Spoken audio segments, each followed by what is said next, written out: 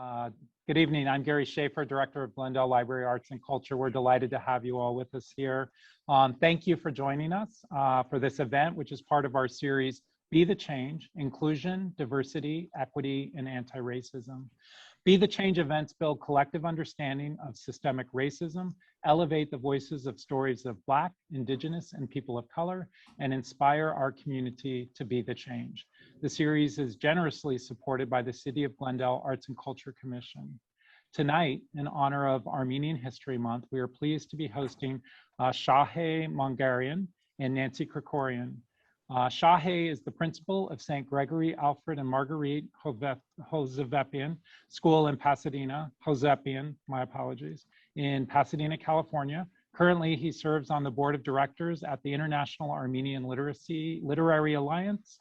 Shahé's debut poetry collection, History of Forgetfulness, which was published by the Fly of the Wall Press in the United Kingdom in October of 2021, has been a finalist at 4 prestigious competitions: the Crab Orchard Series in Poetry Open Competition, the Bibby First Book Competition, the Kirkus Review Press Fall Poetry Book Award, and the White Pine Press Poetry Prize.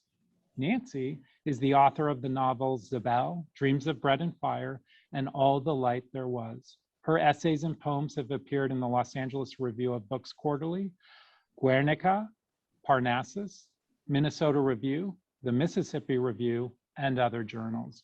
She has taught at Barnard, Columbia, Rutgers, Yale, and New York University, as well as in the New York City Public Schools with Teachers and Writers Collaborative, and in Beirut for the Palestine Writing Workshop. She is currently working on a novel about Armenians in Beirut during the Lebanese Civil War. We encourage you to email questions throughout the talk to libraryinfo@glendaleca.gov, or you can use the Zoom chat feature. And now I'll turn over the virtual mic to Shahé and Nancy. Thank you for joining us. Hi, everyone.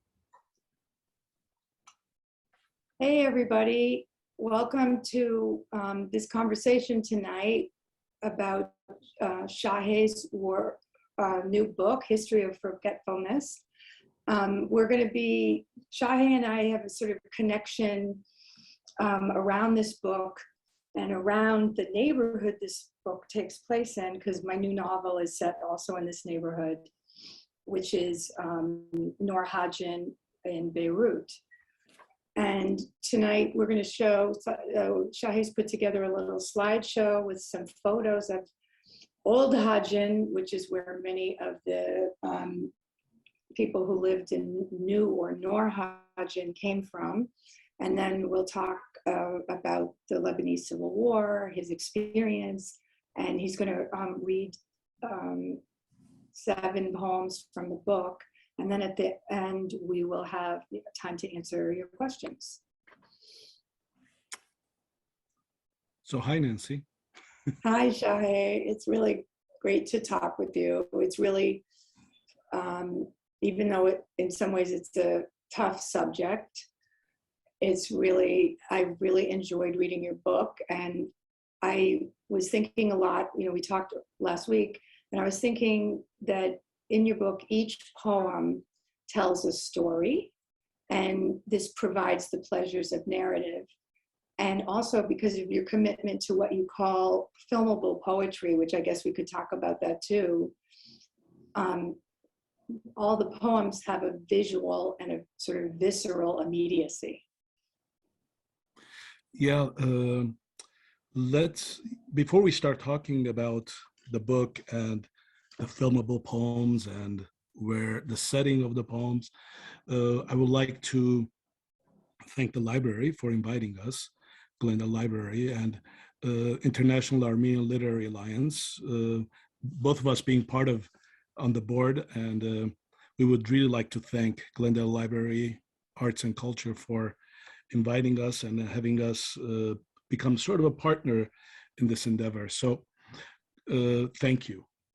But let's get back to the book. And first, I think it's important to say that both of us, Nancy, are from, or I think your dad's side is from Hajan? My maternal grandmother family was from Hajan. And my dad and his side of the family are from Hajan. And when we talk about Hajan, we're talking about the historic Hajan, where it was located in Cilicia, Turkey, present-day Turkey, southern Mediterranean coast area. That's where my and our family came from. The slide that I'm sharing with you right now is very interesting. First of all, you can see the black and white picture of old Hajan, probably late 1800s. And then the photograph that you will see is a photo that we, in the Mankerian household, it's very famous. It's the Mankerian men. And this photograph was taken in 1897. So these are all the men before the genocide. And we always talk about this, that we wonder, or we don't know how many of these men survived the genocide. And you can see it's a huge clan. Again, this is something that has become a lot of the time subject of conversation. I've written about this.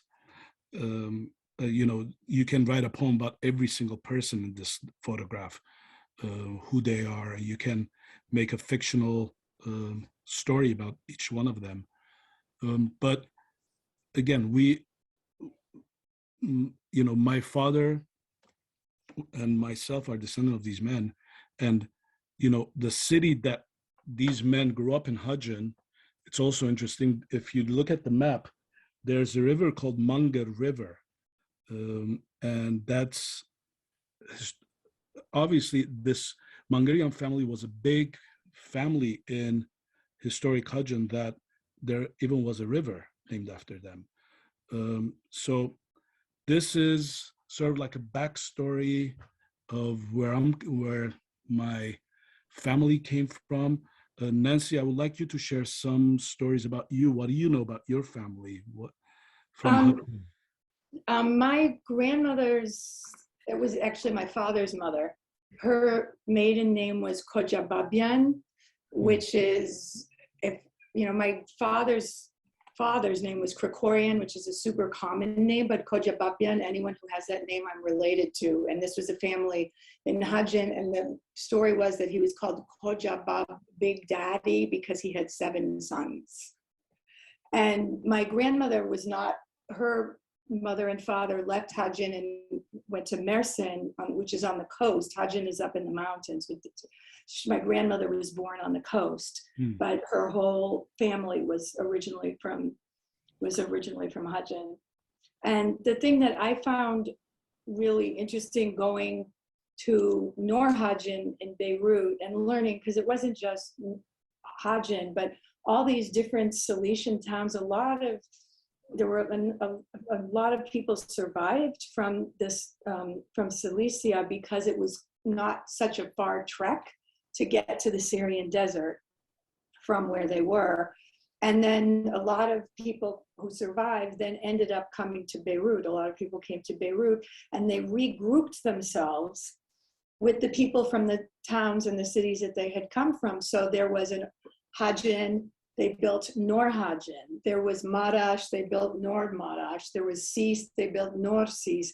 And these families, survivors came together and sort of recreated their communities. In different places around the world this happened, but a very big, strong community came together in Beirut, in this neighborhood. And this is the neighborhood, this Nor Hajan. Oh, I see. We want to go back to Hajan because you can read the poem. Yeah, but I also want to speak on the journey that these families took from Hajan. My family actually went from Hajan to probably Aleppo. From Aleppo, they went to Haifa, Palestine. And my parents, my dad was actually born in Haifa, in Palestine. And this is important to my story of writing this book. So from Haifa in 1948, when the Israeli and the Arab War happened, my grandparents and my dad had to move again from Haifa to Beirut. So it's very interesting that no Mangerian in the last 3 generations has stayed where they were born. So my grandfather was born in historic Hajan, didn't die in historic Hajan. My dad was born in Haifa, didn't die in Haifa, they left Haifa. I was born in Beirut and I left Beirut and I'm in Los Angeles. So none of these 3 generations of Mangerians were born somewhere, but they will probably not die in the place that they were born, which is, very typical of our Armenian journey, our Armenian story. So I wanted to read a poem, The Homeless, which is one of the stories in the story poem in the book that sort of connects my dad sort of coming into Beirut as a young man and trying to become that age where he's looking for a wife. And it's one of the humorous poems in the book, because a lot of these poems are very, as you said earlier, were very difficult to read because of the subject matter. But this one sort of connects the old Hajan, probably brings it to present day Hajan. So the poem is called Homeless. When father turned 30, he decided to find a wife. He asked the baker if he knew anyone with wide hips, generous lips, Armenian, not rich, not poor. The baker shooed my father like a fly on a sesame scone. I sell bread, he said, not prostitutes. Father turned to the butcher for advice. I have pork bellies on sale, he said, not love. Father sat on the steps of the movie theater, lowered his head, removed his hat, and cried. The wind blew. A girl with dark hair and green eyes dropped 2 coins at his feet. Father married her. So this brings us to Beirut. This poem sort of takes us to Beirut, where there were movie theaters, and my love of the movies and my love of film started from very young, going to those movie theaters near Hajan, near Marash.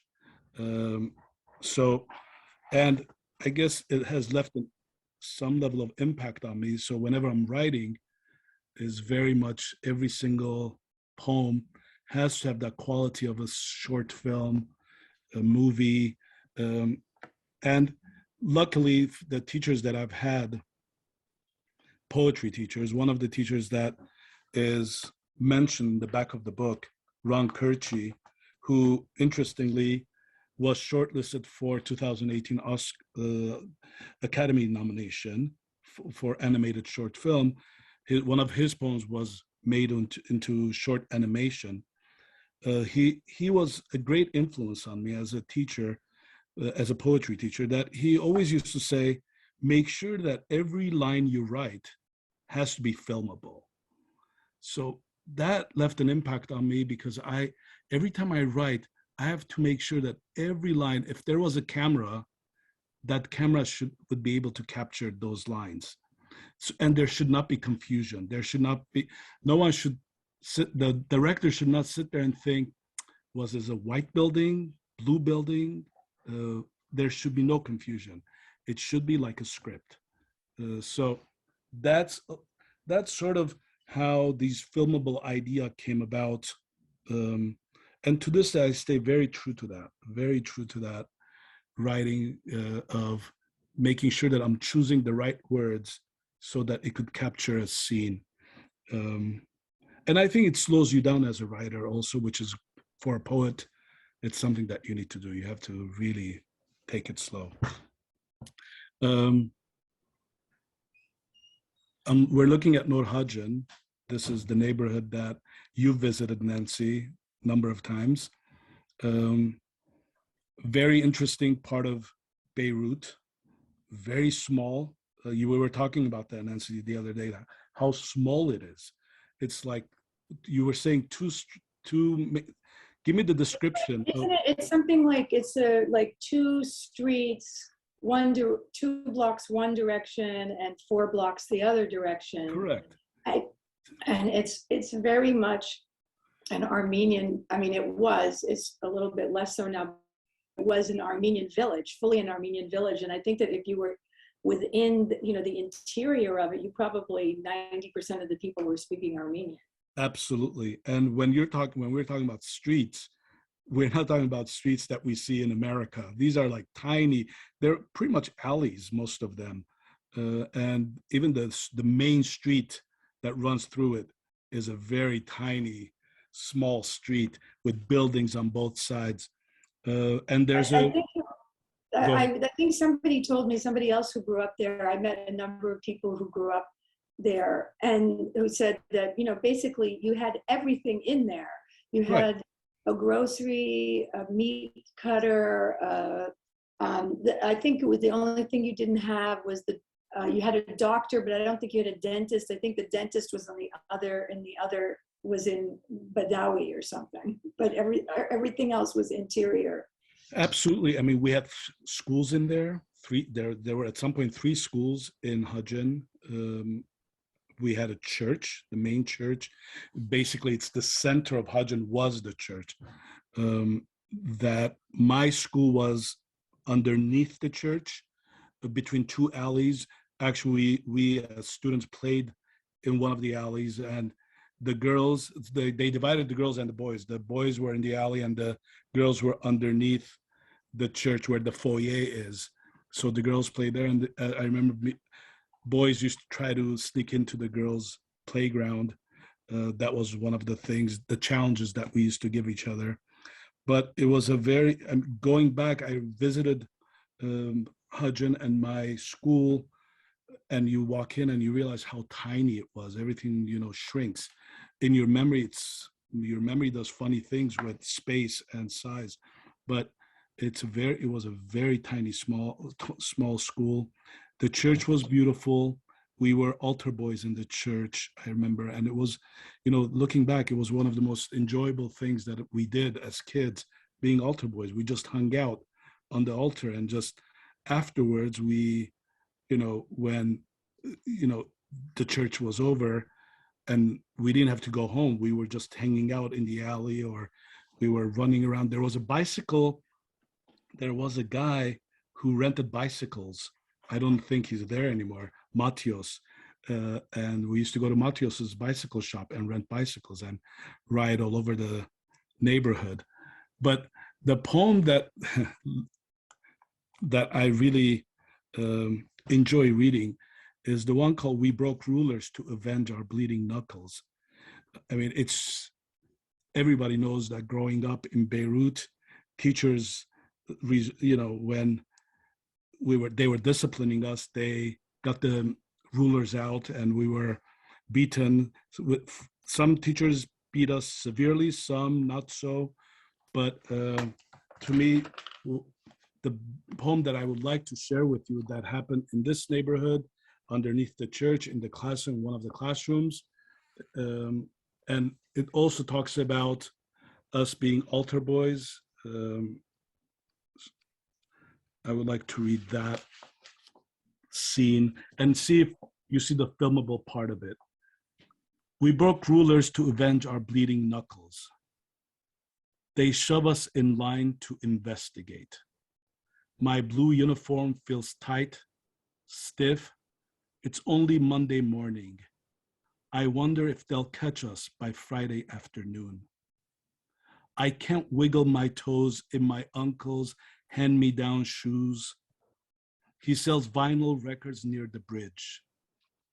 I hum Dancing Queen to distract myself from the probing eye of the principal.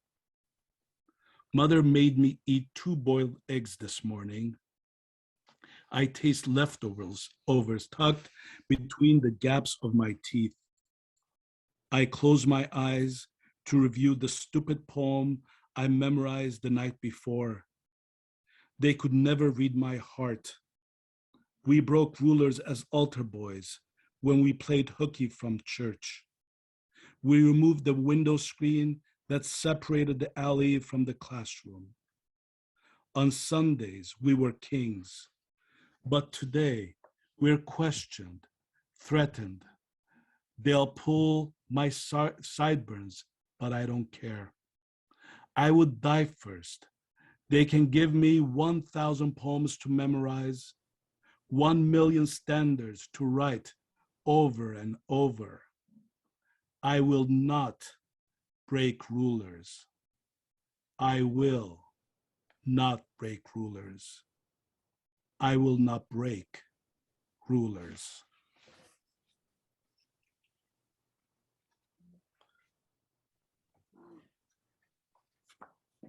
So this happened.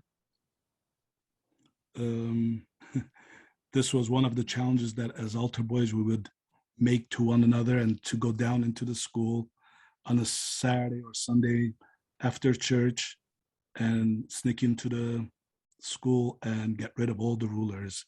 So that Monday morning when the teachers came in, all the rulers had disappeared.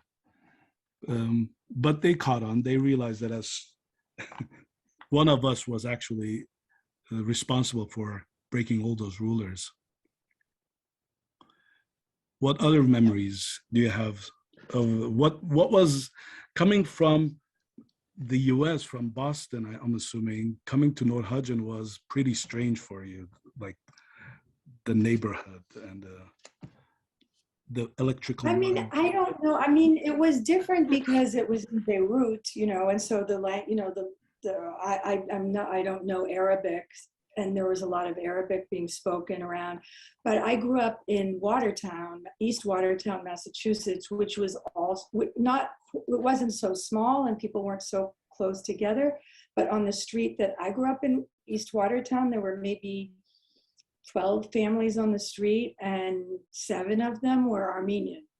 So I grew up, in all of everybody, the house painter, the police officer, the electrician, the dry cleaner, the pharmacist, everybody was Armenian in my neighborhood. So there was something very familiar as well as, different because it was in Beirut, not in the States.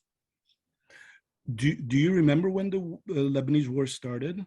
Were you old enough to remember? I didn't really, I did not follow the news very much, but I do remember when around that time in 76, when an influx of Armenians from Beirut showed up in Watertown, people who were leaving because of the war. So that's the extent of your memory of Armenians? Yeah. No, I mean, I have to say, part of the reason that I decided to set the novel there was, and this is because I'm really interested, as you were talking about how your family went from Hajan to Aleppo, from Aleppo to Haifa, from Haifa to Beirut, from Beirut to California, Los Angeles.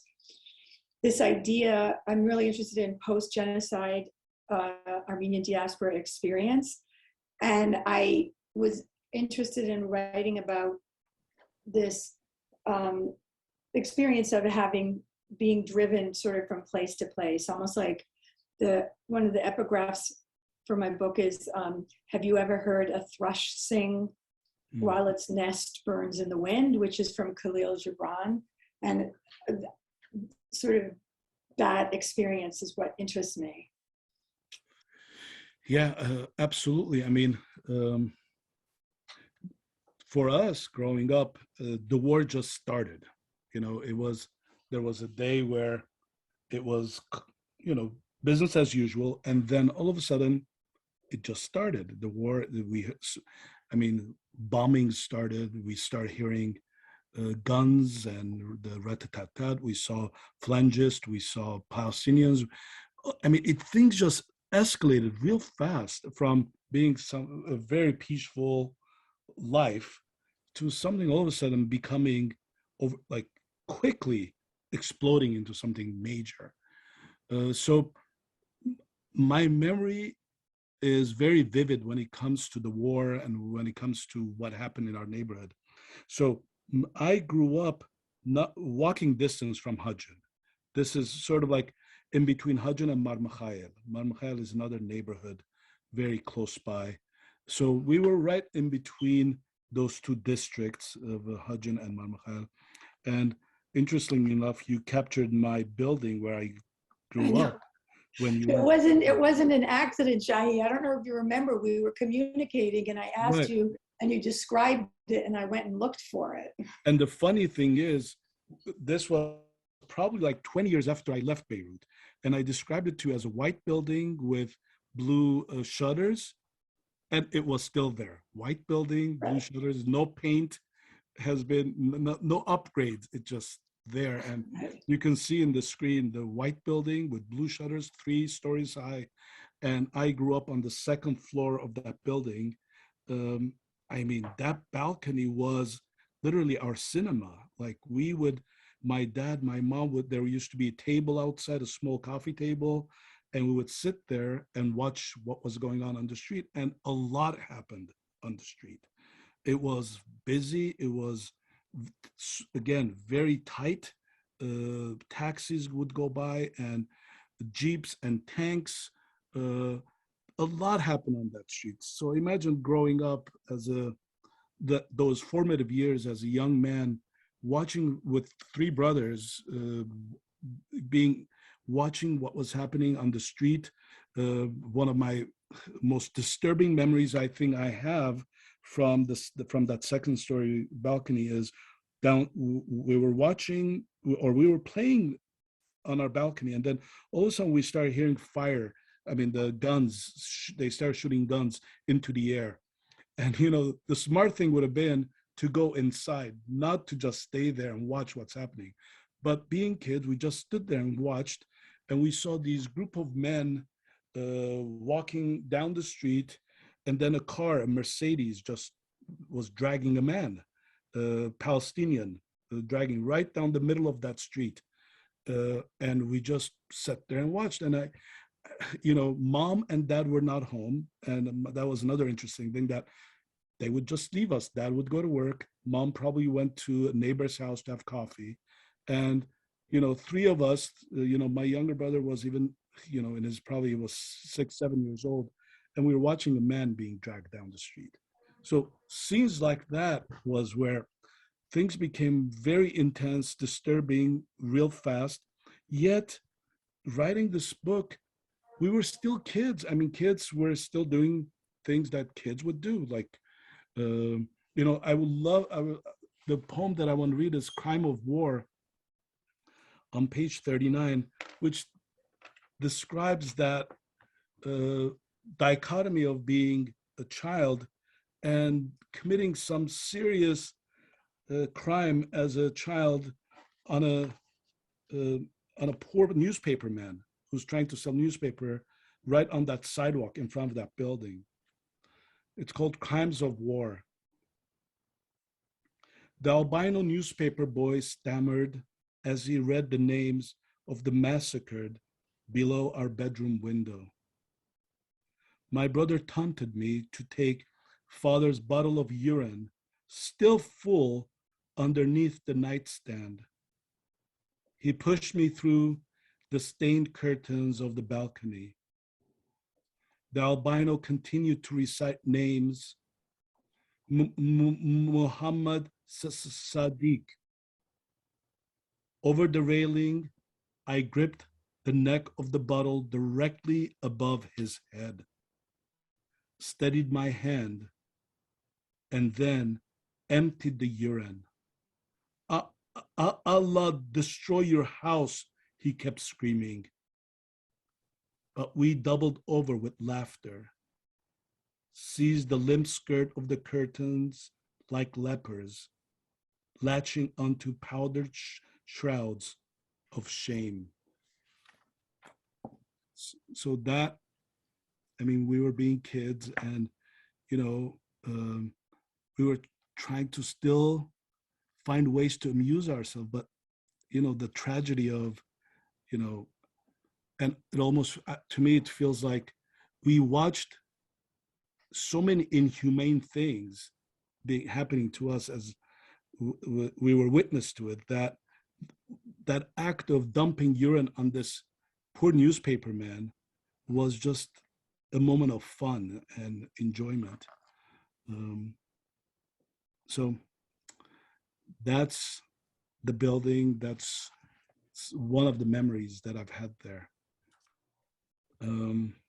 Across the street, if I had to look across the street, there was other newspaper building that we used to see. And again, like having a newspaper being published walking distance from your house was another great memory for me. But Shahé, we just keeping my eye on the time. We should probably go to the next poem. Sure. The next poem is, again, this is where now the war is accelerating, and for 1 week, when it becomes so intense that for 1 week we stayed in shelters, and the shelter of our building was adjacent to it was the building adjacent to our house. And there's a picture of it. Again, Nancy, you captured it. There's a picture of where we were hiding. It's inside that I don't know how to describe it. It's an underneath of, it was a garage basically, and we were inside that garage, and it was they sold tractors, and so they used to park those tractors in the garage, and we were in the garage for 1 week. We got food from our homes, and we just stayed in there because the whole city was being bombarded. And this poem is from those moments of being in there, being hungry. So I will read the poem Hunger. We pulled the carcass of Karim's sheep from a heap of trash. We remembered the wayward shepherd had lost his tracks and wandered into a minefield. We slept in the underground garage while nighttime missiles destroyed the indoor bazaar, the wheat silos, the slaughterhouse. We found the butcher nailed to the hood of his car. Hunger pangs and dripping maggots from the hanging sheep kept us awake. Wives soothed children to sleep under the broken tractor. Oil leaked on blankets. We kept smoking because no one wanted to use the rusty pliers to dismember Karim's sheep.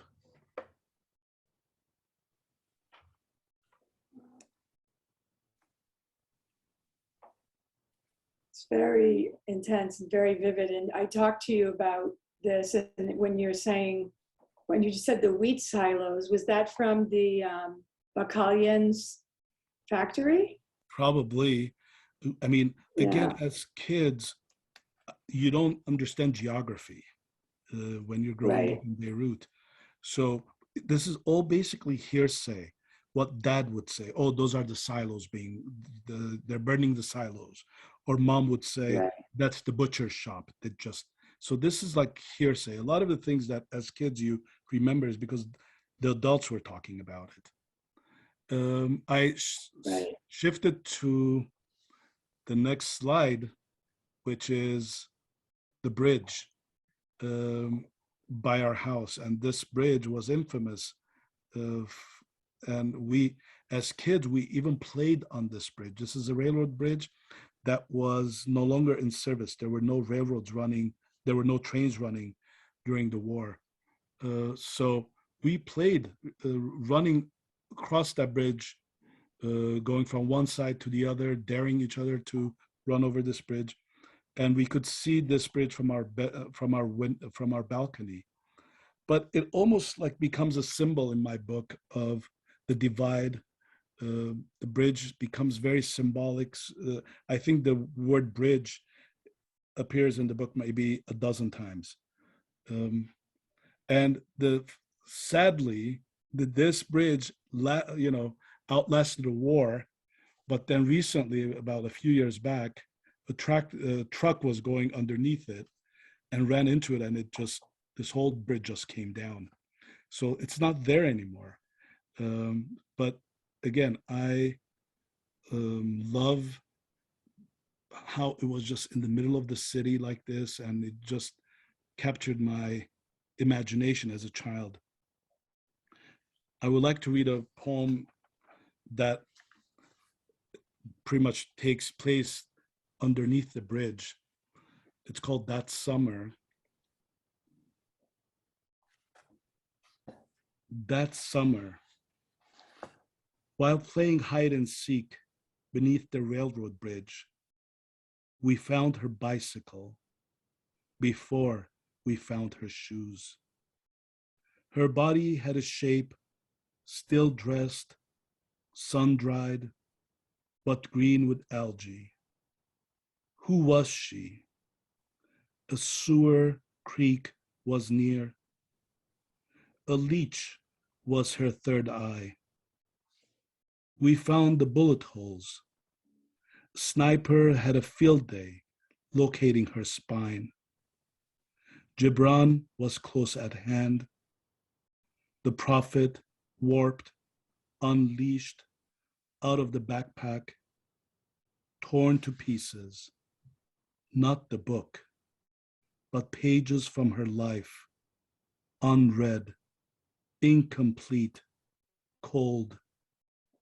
That summer ended quick, the day we buried her.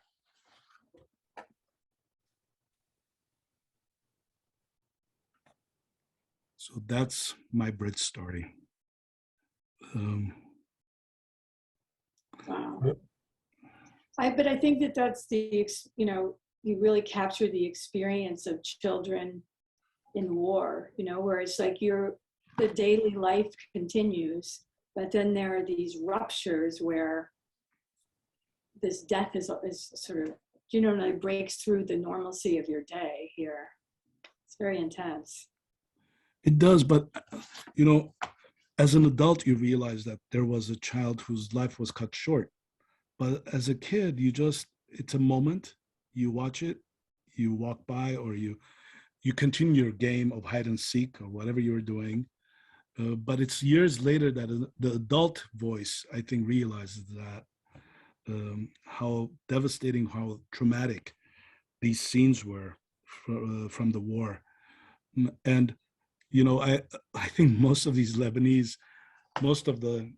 Lebanese immigrants coming to LA never dealt with their trauma. It was just that chapter of life was closed. We start a new chapter right away. No one sat there. No one at dinner table. I don't remember sitting at the dinner table with my family in LA or in Pasadena ever talking about the war, ever discussing, oh, remember the butcher? Do you remember the priest? No one talked about it. It just like you close that chapter of your life and you start a new one. And then, I'm happy that I write about these things because then I'm dealing with trauma and I know how to deal with it. But there are so many Lebanese Armenians or Lebanese people who hardly ever dealt with this trauma. They just continued with life.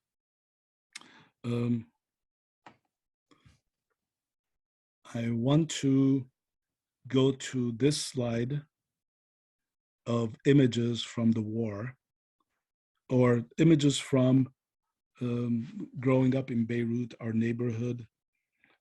Again, I have a number of pictures here that are from the Civil War. Children are in these pictures, very similar to how we looked, with t-shirts and jeans, and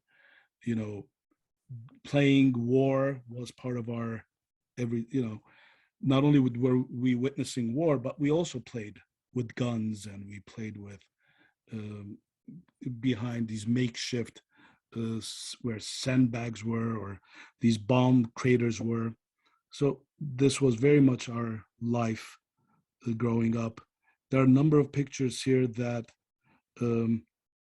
the group of men with the Armenian priests walking down the street, that's in front of my father's grocery store. And right behind them is these two buildings. It's the Armenian Evangelical School in Beirut, Germanian. And my dad's shop was right there. The barbers were right next to it. Um, very, very interesting part of the city. Next to it, right in the middle, below, is this shanty town where a lot of, first of all, a lot of Armenians used to live here. And then once the Armenians start migrating out of this area, a lot of Muslims, a lot of Palestinians came and started living here. And during the most intense part of the war was the, the war, when the Flangists attacked this part of the city, which was literally in our backyard. From our rooftop, we could see Karentina. This was Karentina, which literally translates to quarantine. This was an area that, immigrants would come and quarantine here before they went into the city. But people just lived in these shanty towns. These are like metal houses with literally on top of each other. So there was a massacre here, and we remember this massacre. To this day, when I am with friends, we talk about the Karentina Massacre because it was so. Go ahead, Nancy. I was going to say, Shahé, I don't think you can see me anymore. Can you not see me? No, I can see you. Oh, I can't see myself on the screen anymore. I felt my internet stopped for a second. I was just going to say about Karentina that a number of everybody who was in the area remembers that and had very traumatic memories and stories to tell, because I think when you were in Hajan and even in parts of Borj Hamoud, you saw actually what was going on. You saw the smoke, you heard the guns, you saw the dead bodies. And I talked to someone who told me that her father had actually taken her to Karentina to see about a friend's business, to see if it had been destroyed. And she was probably maybe 10 or 11 years old and went to the scene of the massacre like the day after it happened. Yeah, I mean, it was sort of, it was very surreal that people were actually going there with their cameras and taking photos, sort of like a touristic site. But I also know that the Armenians in Hajan, a friend of mine, a classmate of mine recently told me that the Armenians in Hajan actually rescued a lot of these Palestinians who were crossing the freeways, let's say. Right. And they actually, and this was a huge, crime, let's say, on the side of the Armenians. They shouldn't have done it, but they did because of the humanity of it all. When you're hearing these people getting slaughtered, a lot of the Armenians in Hajan started, allowing these Palestinians to come and stay in their house or in the church or in the school. I don't know. Well, when I was actually the last time I was in Hajan, I met I think his name was Dr. Garo, who was the doctor in the neighborhood. And he set up an emergency first aid clinic under the school the day after the massacre. And he treated dozens of Palestinians who had been injured and wounded, men, women, and children. Right.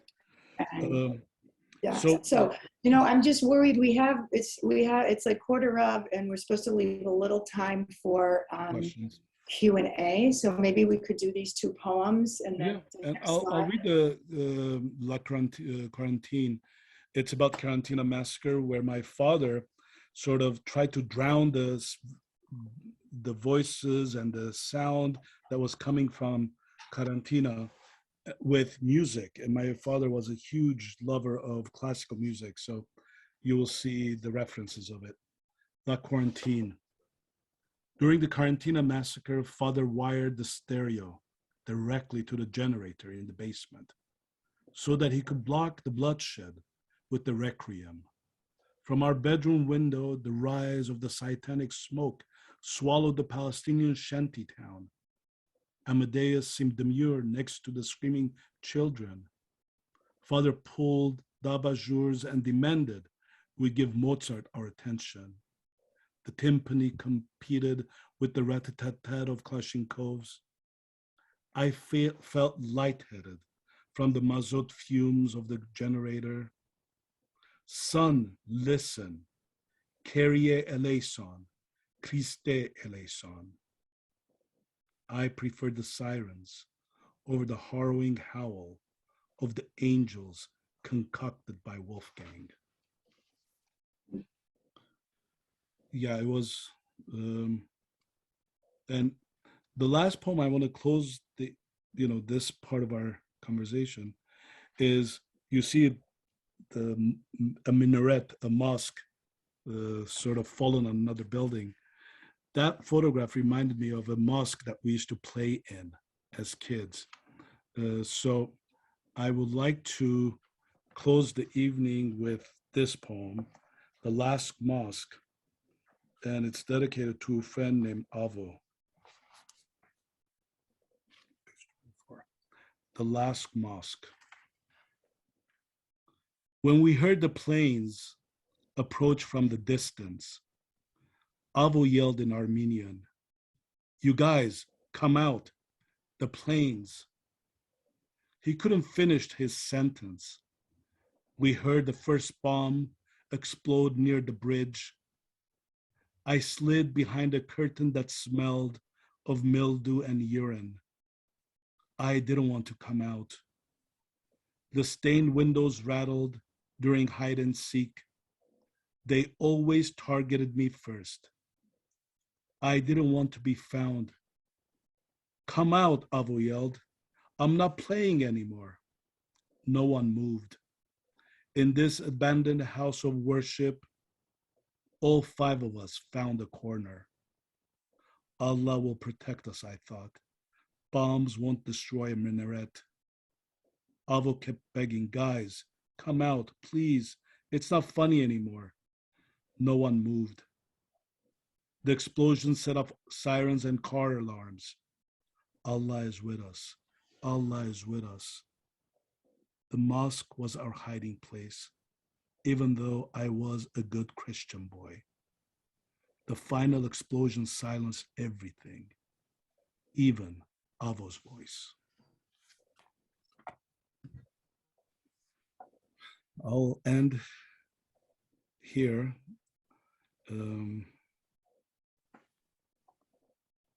I don't know. You don't want to read the second part of it? Should I? I mean, please. Okay. All right. The interesting part about the first part was, I think, one of the first poems written for this book, and I would say that's over 15 years ago. The second part was the most recent poem I wrote in the book. Crossing the tracks, I held his left shoe. The canvas green and faded, mold on the bloody toe. The search party wanted to find pieces of Avo, his threadbare socks, shorts the shade of the Mediterranean, brown belt with tiny cowboys on it. On the telephone wire, I mistook the ragged Lebanese flag for his 10-10 t-shirt. A broken Coke bottle reminded me of his reading glasses. In the blur of sunlight, a dead cat resembled his fisherman's hat. We ended the search when we found a trail of killer ants, a satchel of marbles, and a wet wallet with 3 liras stuck to a photo of Saint Charbel.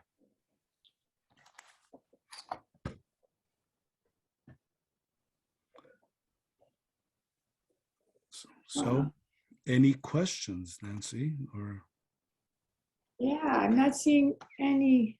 Nobody's typed any questions in, so we could, maybe continue. I don't know, talking. Do you want to talk a little bit more about your idea of the filmable poetry, because you're going to be doing a workshop, right, on Saturday? Yeah, I'm doing a workshop on Saturday, and the reason I like filmable poetry a lot is, I teach. I teach middle school students at Hovsepian School, And it's so difficult to explain to children to be vivid with their writing or being, they know about writing should be detailed. Somebody has taught them along the line that your writing has to have details in it, but they never understand what that is until you tell them you're the eye of the camera. You are a camera and you're now capturing what you're seeing. Then once you start making them realize that, okay, they're the camera and they have to start capturing a scene, all of a sudden their writing becomes more vivid. They start using colors, they start using objects, and they start describing these objects too. And I do a lot of exercises, just they'll have an object in their hand and I tell them, you're trying to describe what you are holding in your hand to a blind person that they cannot see. So you have to be so vivid with your description that a blind person can start seeing through you. So I will do some exercises on like this, the one that I just said, with the workshop that I'm doing on Saturday. Hopefully, I said anyone from 11 to 111 years old can attend. Literally, young people will definitely gravitate to this kind of exercise where, it will definitely shift their writing from being so emotional. Young people love writing these emotional love poems where, and then you just tell them, but I cannot see that, Right. They go, but you can see love, it's in your heart. I go, nope, I have to see it. I have to see what you're writing. So hopefully, as I said, hopefully we see young people show up. If there are parents out there, tell your Yeah. young people to So come. we actually have one question here. Tina Demergen says, "Hi Shahé, wonderful to hear you read again. And while I've heard you many times, how does it feel to read these poems that after so many years you've had to reconcile your memories, the thoughts of the elders with your own voice?" Yeah, I mean, hi Tina.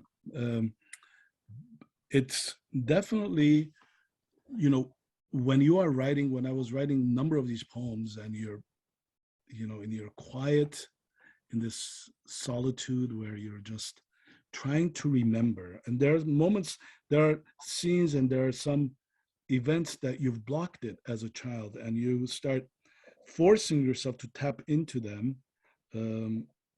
As an adult, looking back, you almost want to hug that little boy, saying, where they had witnessed so many. There's a line in the poem, in the book, where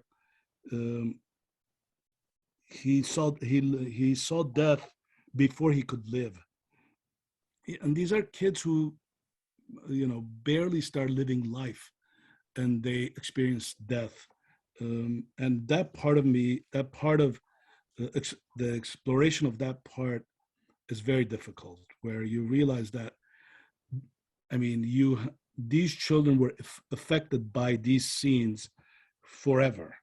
And, I'm grateful that I could write and I could tap into that part of me, and I can put it on paper and sort of have a closure to what we saw or what we experienced.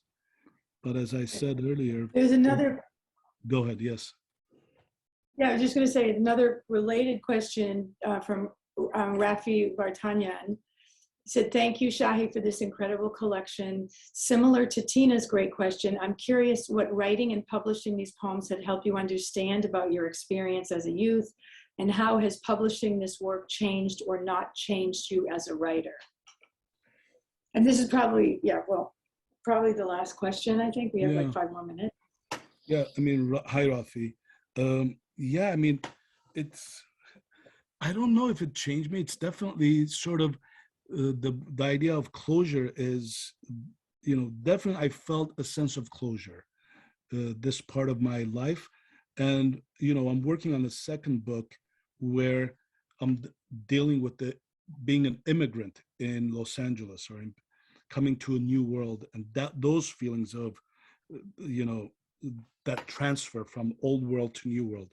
But it felt a sense of closure. One of the most beautiful part of these poems is when, a week ago, my daughter was reciting a poem from the book, History of Forgetfulness, a poem that mentions her, and Rafi was there too. He witnessed this. That was showing or watching that, my daughter reciting a poem about her in the book, that sort of gives you the chills. But I mean, I feel like it's a wonderful thing that this was published, and for myself, I have a sense of closure.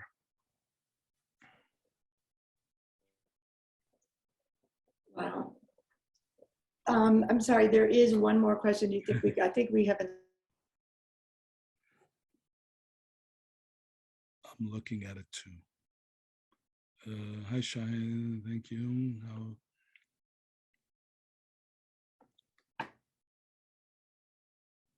reactivate things inside of you?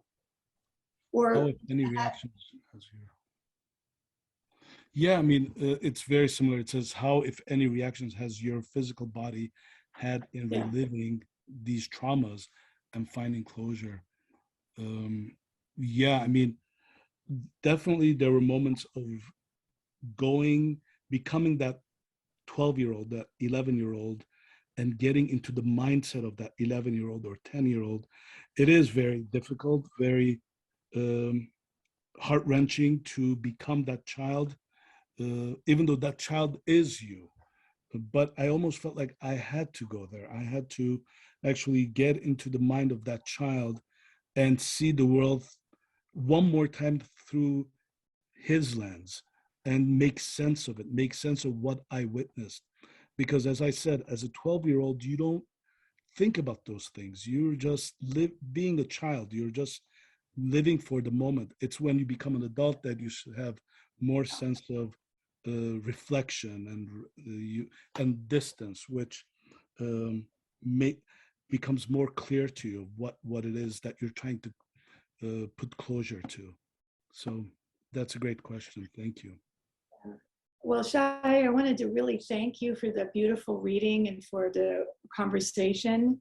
And we've come to the end of the time. And I wanted to also at the end thank Gary Schaefer of the library who did the introduction, Isis Santos, who was running the tech for us, Nancy Park, who helped with all the details putting it together, and also Olivia Katranjian of the International Armenian Literary Alliance, who helped put the whole thing together. It was really great to be here. Thank you, Nancy. It was great talking to you. Okay. So Nancy and Shahé, thank you so much for sharing this illuminating conversation with us. I would like to invite our listeners, our viewers, all of our attendees to visit the Be the Change website to see all of our upcoming virtual events honoring Armenian History Month, including Shahé's Filmable Poetry Workshop on April 16th from 4 to 5 p.m. Registration for this virtual workshop is available at our website at eglendalelac.org/Armenian. Additionally, both Shahé's and Nancy's books are available for checkout in our Glendale libraries. Our in-person events for this month include the Lenarzeg Ensemble, a celebration of Armenian dance and culture on Saturday, April 30th at 4 p.m. on the Artsakh Paseo between Wilson and Broadway. Practicing and performing this repertoire is an act of resistance to reclaim their heritage amidst a history of genocide and ongoing cultural erasure. Also on exhibit at the Adams Square Mini Park gas station from April 11th to May 25th is Meritun Zertun, which translates to Our Home, Your Home in Armenian. This installation seeks to reclaim and honor history while laying testament to the resilience of indigenous peoples robbed of homeland everywhere.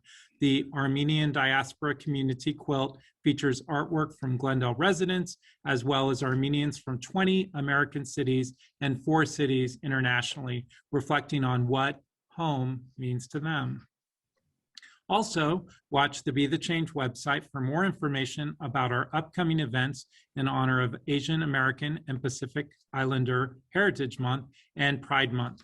Again, thank you for joining us this evening, and a very heartfelt thanks to Shahé and Nancy. Please have a wonderful evening. Good night, everyone. Thank you. Bye. Bye.